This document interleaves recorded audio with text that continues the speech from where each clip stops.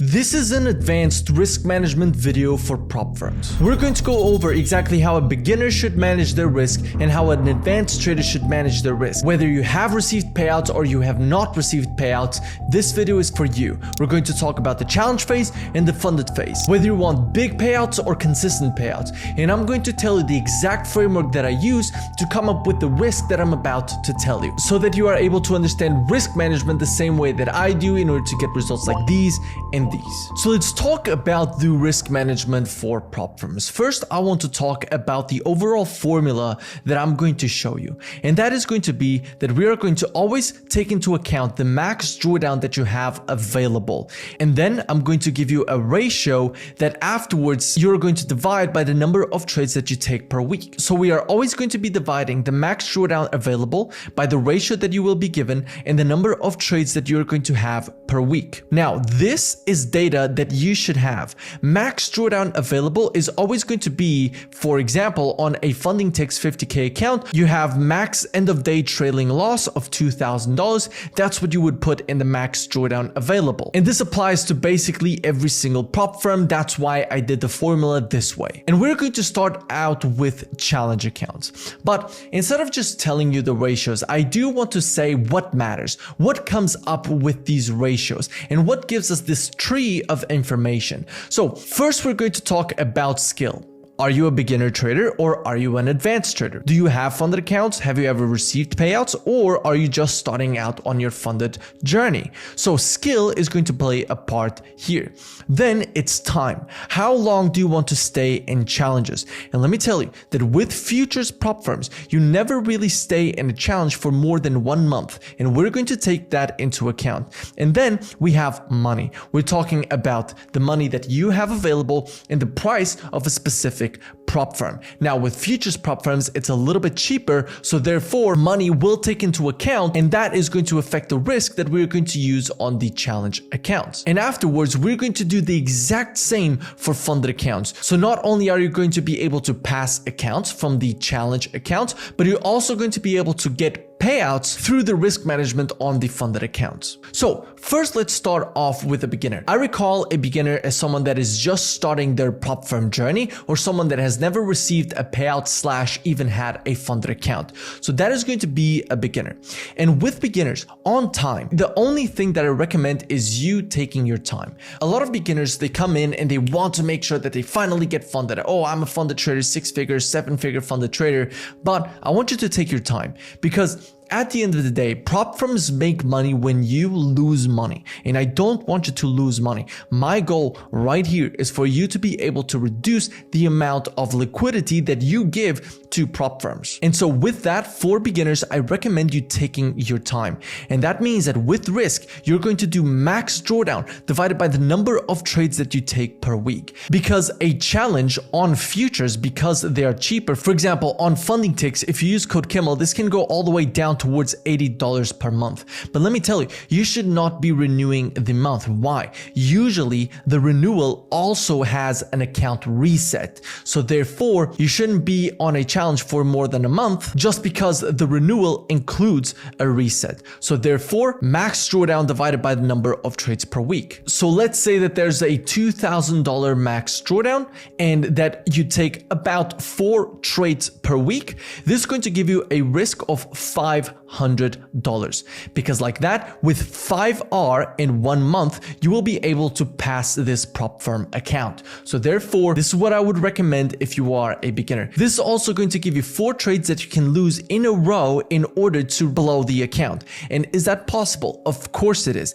But let me tell you that with futures prop firms, because the price is cheaper, your number 1 goal is actually to go through the accounts and go to the funded stage. So max drawdown divided by the number of trades per week. Now, if you are profitable, there's 2 segues that we can take.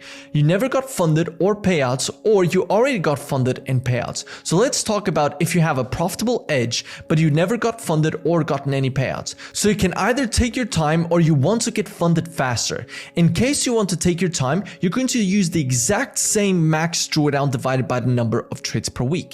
Yet, if you want to get funded faster, and again, you are a profitable trader, you have a profitable edge, then you're going to do max drawdown divided by 0.5 divided by the number of trades per week, which let's say that max drawdown is going to be $2,000 divided by 0.5 divided by, let's say, 5 trades per week. That is going to give you 4,000 divided by 5, which is going to be $800 worth of risk. Now, who am I recommending this to? I think this is incredibly important to understand.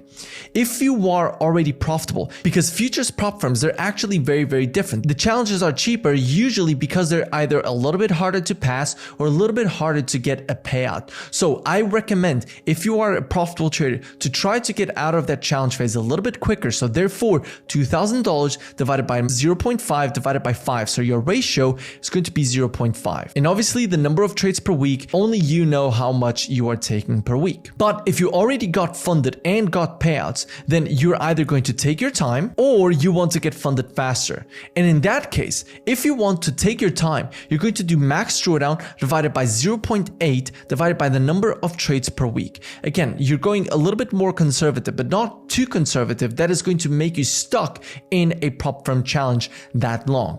But if you want to be quick and you want to get funded faster, then I recommend you going for max drawdown divided by 0.3 divided by the number of trades that you take per week. This is going to make sure that because you already got funded and you already got payouts, you want to go over the challenge quickly. So therefore, this is going to get you over the challenge quicker, but also keep in mind, it's going to increase the number of accounts that you are going to blow. But that's not a problem because you already got funded and you already got payouts and you are a profitable trader.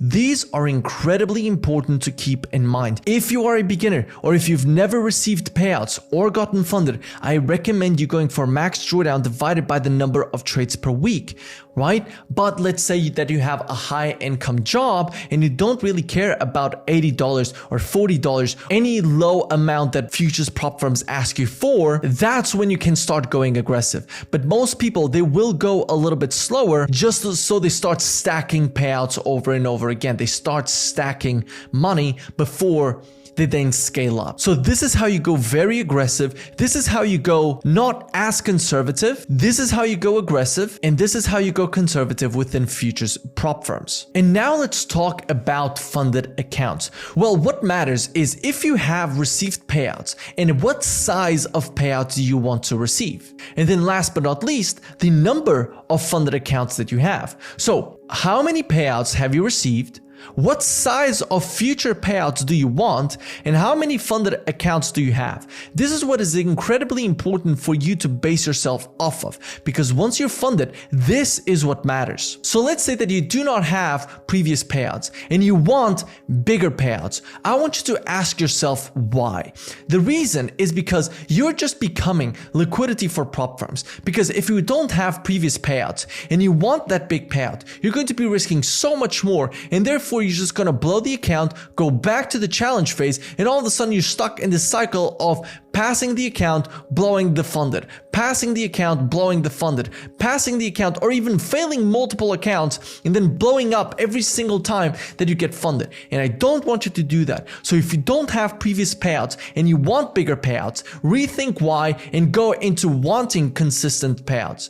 So when you want consistent payouts, what matters is how many funded accounts do you have. So 1 to 4 funded accounts, 5 to 10 funded accounts, or 11 to 20 funded accounts, or 20 plus, then the risk that you are going to be using is max drawdown divided by 2, divided by the number of trades that you take per week. And now you might say, Kimmel, that is all the same for all the number of accounts that we have. Well, yes, because futures prop firms, they change once you start introducing copy trading, because you never really need 20 plus funded accounts when you're trading one account at a time. So this is why you scale up by copying between accounts. And in futures prop firms, they're done in order for you to start copying futures prop firms. In futures prop firms, they're made so that you copy between these accounts. And so you're always going to be using the same ratio of max drawdown divided by 2 divided by the number of trades that you take per week. But what is increasing is the number of funded accounts that you have. And then you copy trade all the time 20% of the accounts. Now, why 20%? Well, notice how that once you have more than 20 funded accounts, you're going to be copying 4 accounts at a time. And why do I say this? Because you want consistent payouts. You don't want this to be a fluke and all of a sudden you're back in the challenge phase, because I'm talking to someone that does not have previous payouts. Now, one thing to keep in mind is that once you're copy trading just 20% of your accounts, this is going to give you 5 different bullets of funded accounts. And that is how you're going to keep that consistency. Now, a big warning is that a lot of futures prop firms, they have inactivity rules. So always check the inactivity rule within all of the funded accounts that you have. Usually it's between 7 and 30 days of inactivity. And if there is an inactivity rule, I recommend you trading the accounts that have the lowest amount of days in inactivity rules. So for example, Funding Ticks, it has a 7-day inactivity. Funded Next has a 7-day inactivity. My Funded Futures has 7 days. Top Step has 30, and Apex does not have an inactivity rule. So you copy trade 20% of the accounts and you focus first on the ones that have the lowest amount of days for inactivity. And in order to fight that inactivity rule, you put a micro contract and you close it within minutes or even seconds. And obviously scale is going to be achieved once you start stacking funded accounts. So for example, when you have 1 to 4 funded accounts, you're only going to be trading 1 account at a time. But as soon as you have 5 to 10 funded accounts, you start trading 2 accounts at a time. And then once you have 11 to 20, you're going to be trading 4 to 5 accounts at a time. And when you have 20 plus funded accounts, you're going to be trading 4 to 6 accounts at a time.